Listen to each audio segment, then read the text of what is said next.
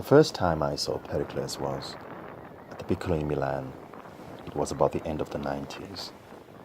I can't even remember who the director was. It didn't make any particular impression on me.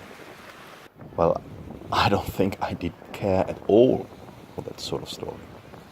I was obsessed with the big titles by Shakespeare, the big tragedies.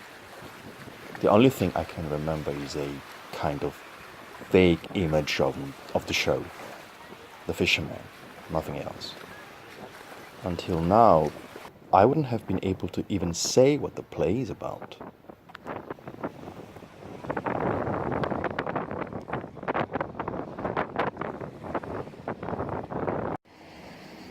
Once you pass your 40s, life becomes more complex, richer, more articulate. Well, at the end of the day, it gets more complicated. The romances by Shakespeare do reflect exactly this, the richness and the complexity of life. The man observing, the man who narrates, is not that self-heart-centered man anymore, carrying his own lonely vision. It's a man who knows that he lies in the center of something bigger. So we do not linger on that thought anymore. We cannot just stop and look and investigate that obsessing tiny detail of existence, because that's what we do in the big tragedies, such as Hamlet or Othello. We cannot grant ourselves that luxury anymore. We have to see all the pieces of the mosaic. All those great issues of life have been swallowed. They have gone down in the depths, into the guts. We almost forget them. We can recall them, but with extreme delicacy. So we are bound to look at the spectrum from a larger angle. Ho un dubbio atroce che mi attanaglia, non so dove ho parcheggiato il panfilo. That's in the Winter Tale, for instance, and in The Tempest, where man himself is compared to an island in the middle of nowhere. And of course Pericles. And then you have new issues emerging to the surface, things that Shakespeare did not write about before. Those who were children now are parents. The children of yesterday are today's fathers. The pain we have experimented once we were children has turned into tenderness and pity towards our old parents. And the childish solitude has become a new, mature responsibility. Love and forgiving.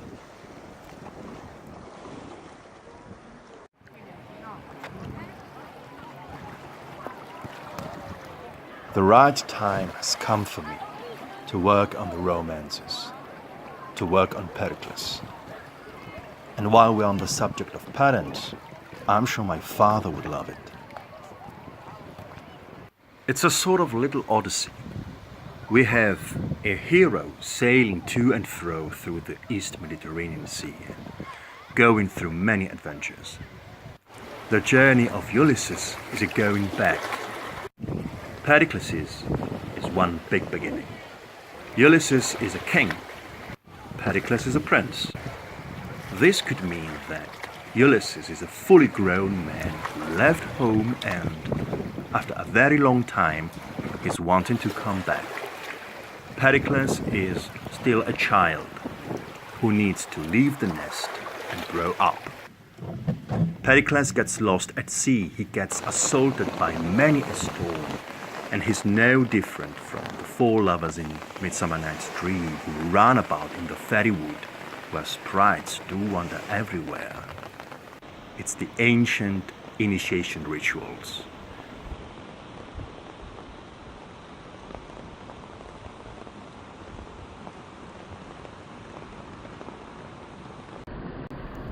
The hurricane hovering about Pericles' seas is not Lear's storm, which upsets both the character's mind and soul, developing his painful power of a inner view.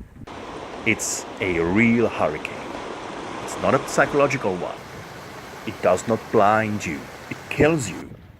All the ports touched by our hero in his journey will eventually lead to one magic island, Prosperos, in the Tempest, which is Shakespeare's poetical testament.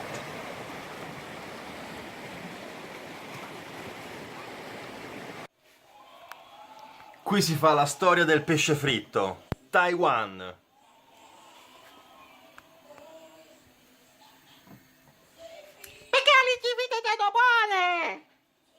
Pericles is an immature kid.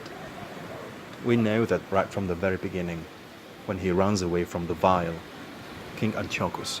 He's frightened, and he's deep in a mysterious, dull-eyed melancholy, some kind of Hamletic misery. Why should this change of thoughts? A sad companion, dull-eyed melancholy. Be my so used a guest, as not an hour in the day's glorious walk, or peaceful night, the tomb, where grief should sleep, can bid me quiet. Instead of bravely confronting Antiochus, which you would do if you were a man, Pericles dashes off. The only one element we have to predict this fragile and intimidated little prince will once become a great king is the fact that he actually is aware of his own naive inadequacy. He sees his own fear. He feels too little in front of his great antagonist. Shrinks would say, you recognize the problem, you take the first step to solve it. And then we have this flattery thing. Pericles just doesn't go along with that. He needs honesty, rigor, coherence. But that's slightly impossible at Antiochus's poisonous court. In As You Like It, we prefer the chiding of the winter's wind in the forest of Arden rather than man's ingratitude. Here we rather go for the frank fury of the hurricanes, thunders, lightnings, and huge waves than for the lethal falsehood of Antiochus's golden palace.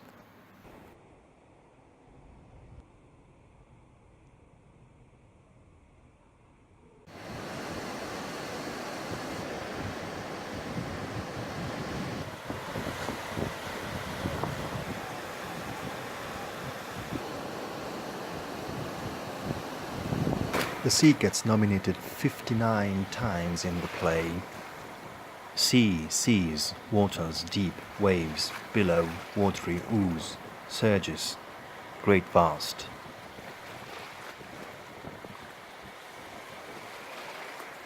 We have 5 ports: Tyre, which is Pericles' home in today's Lebanon, then Antioch, Ephesus, and Tarsus in today's Turkey, Mytilene in Greece, and a mythological mystery town called Pentapolis, which is a word used in ancient Greece to define the union of 5 cities. It could refer to a Libyan Pentapolis, which unified 5 Greek colonies.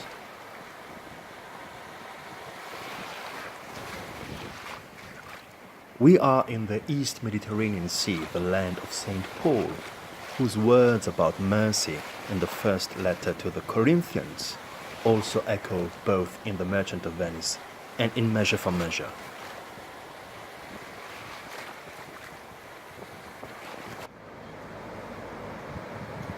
Pericles' journey, which, yes, is a little almost domestic odyssey of modern times, leads to the great novels of the 19th century. Conrad, for instance, The Shadow Line, which is one of my all-time favorite books, is about a young captain's first command at sea. To sing a song that old was sung, from ashes ancient Goa has come. consuming men's infirmities. Glad your ear, please your eyes. In Pentapolis, right after having been cast away on the shore by the raging sea, Pericles bumps into a group of picturesque fishermen. Alas, the seas have cast me on the rocks, washed me from shore to shore, and left my breath nothing to think on but ensuing death. Let it suffice the greatness of your powers to have bereft the prince of all his fortunes, and having thrown him from your watery grave here to have death in peace is all he'll crave. That scene reminds us of the dialogue between Hamlet and the gravediggers. In both scenes we have very low characters, very straightforward, quite ignorant, and thanks to this and to their sarcastic, polished, refined cynicism, they manage to speak out some universal truths with absolutely no hair on their tongues, as we would say in Italian. Buongiorno, ore 5:30, San Felice Circeo, missione Porto per il Pericle. Shakespeare. Il Pericle di Shakespeare è una specie di piccola odissea. Abbiamo in fondo un sacco di elementi dell'Odissea. La strega cattiva, le sirene dell'Odissea ritornano nel personaggio di Marina, il cui canto è talmente meraviglioso da questa volta indurre alla purezza anche gli uomini più sporchi. E ovviamente i viaggi, l'eterno viaggio per mare.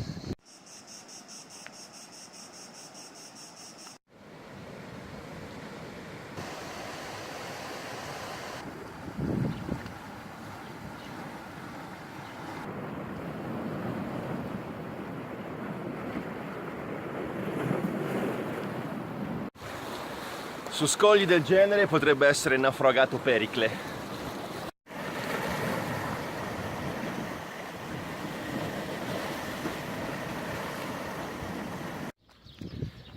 È domenica, l'ora è già un po' tarda, quindi non penso che troveremo pescatori, tantomeno i pescatori del Pericle, ma comunque siamo venuti un po' a respirare le atmosfere anche insomma, di una mattina presto.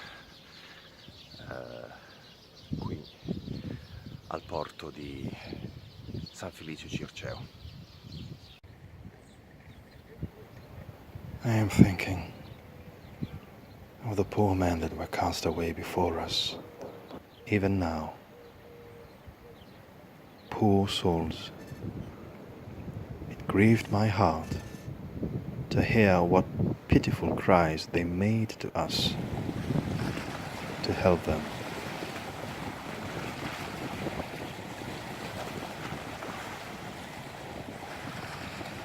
Mamma mia com'è bello, sta letteralmente sorgendo davanti ai miei occhi.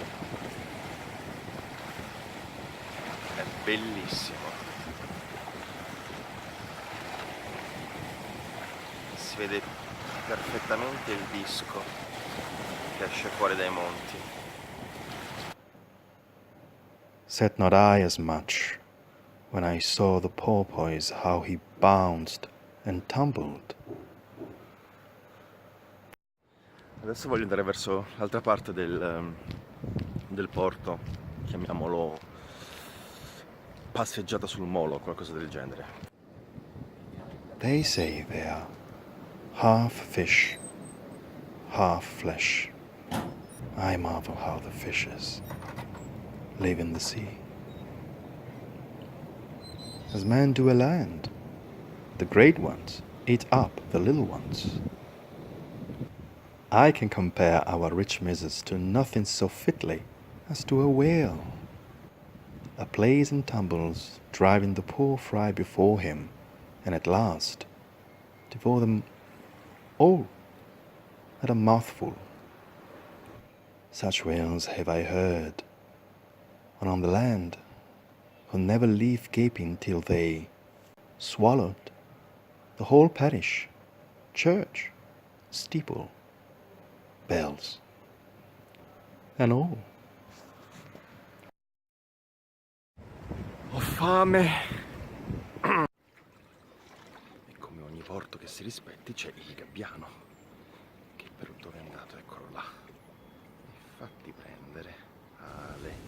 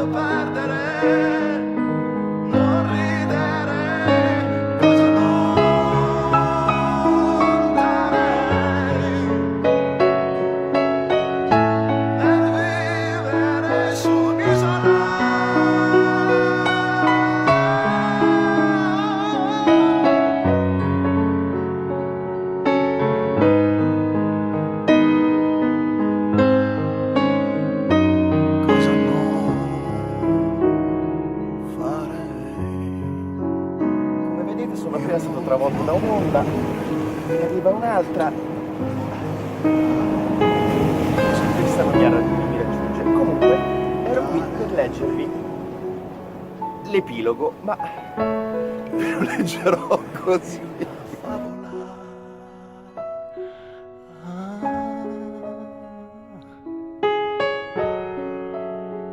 Per vivere una favola. Una favola. Una favola.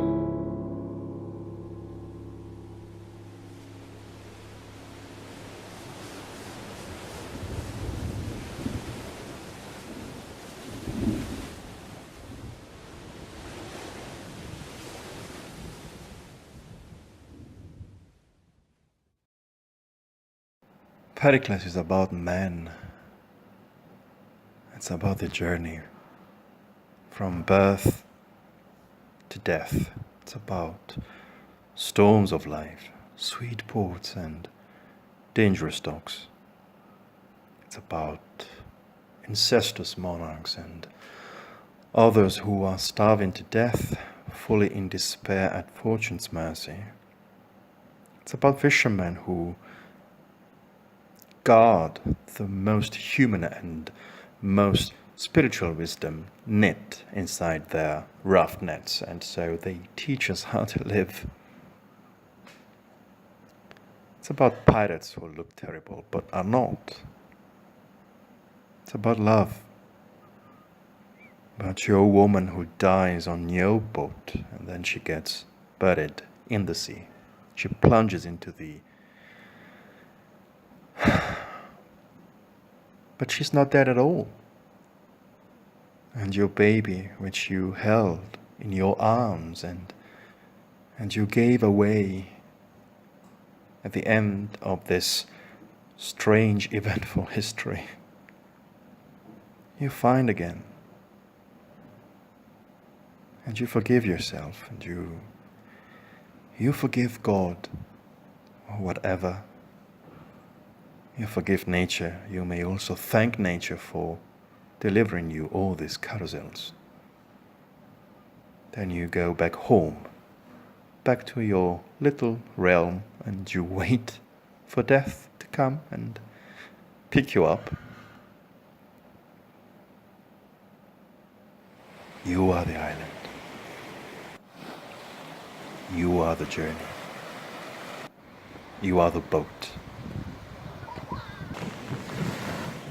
You are even the hurricane. Do you get it?